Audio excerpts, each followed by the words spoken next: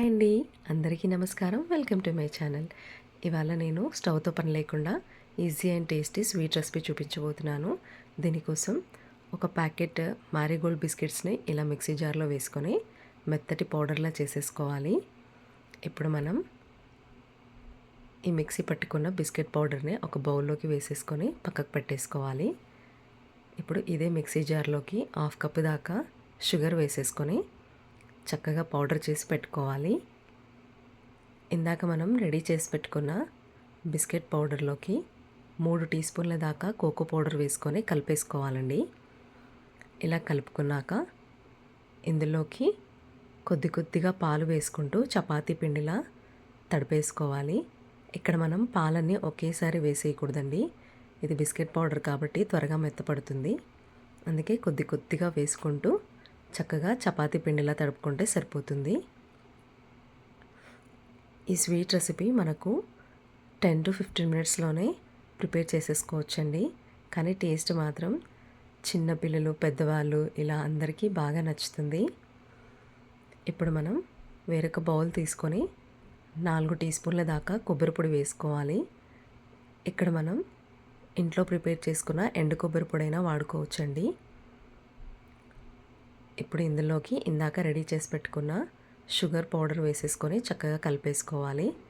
మీరు sugar powder వేసుకునేప్పుడు taste check చేసుకొని మీకు ఎంత స్వీట్నెస్ కావాలనుకుంటే అంత పౌడర్ యాడ్ చేసేసుకోండి. ఇక్కడ నేను 1/2 కప్పు దాకా తీసుకున్నాను షుగర్ పౌడర్. ఇప్పుడు మరొక బౌల్లోకి 4 టీ స్పూన్ల దాకా బటర్ తీసుకొని ఇలా చక్కగా మెల్ట్ చేసేసుకోవాలి. ఈ బటర్ రూమ్ టెంపరేచర్లో ఉంటే సరిపోతుందండి. ఇప్పుడు మనం ఇందులోకి ఇందాక రెడీ చేసి పెట్టుకున్న షుగర్ అలాగే కొబ్బరి పౌడర్ని మొత్తం వేసేసుకొని ఇలా పేస్ట్లా చేసేసుకోవాలి. ఇక్కడ మనం ఇంట్లో ప్రిపేర్ చేసుకున్న వెన్నైనా వాడుకోవచ్చండి. ఇక్కడ నాకు పాలపైన మీగడ అంతలా ఏమి ఉండదండి అమెరికాలో, అందుకనే నేను ఇలా బయట నుంచి తెచ్చుకున్న బటర్ వాడుతున్నాను. మరి హ్యాపీగా ఇంట్లో చేసుకున్న వెన్నతో పిల్లలకు చేసి పెట్టుకోవచ్చండి.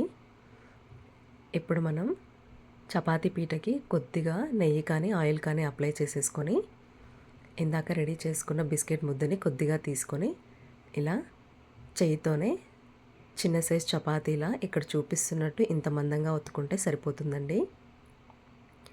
ఇప్పుడు దీనిపై ఇందాక మనం రెడీ చేసి పెట్టుకున్న పేస్ట్ని ఇలా ఒక లేయర్ లాగా ఎక్కడ గ్యాప్స్ లేకుండా చక్కగా అప్లై చేసేసుకోవాలి. ఇలా మొత్తం అంతా అప్లై చేసుకున్నాక వీటిని చక్కగా రోల్ చేసేసుకొని ఒక ప్లేట్కి నెయ్యి కానీ కొద్దిగా నూనె కానీ అప్లై చేసేసుకొని ఇలా రెడీ చేసి పెట్టుకున్న రోల్స్ అన్నీ ఆ ప్లేట్లో పెట్టేసుకోవాలండి. ఇప్పుడు వీటిని ఒక 10 మినిట్స్ ఫ్రిడ్జ్లో పెట్టేసుకొని తర్వాత తీసి చిన్న ముక్కలుగా కట్ చేసేసుకుంటే మనకు ఈ కోకోనట్ రోల్స్ అనేవి రెడీ అయిపోతాయి.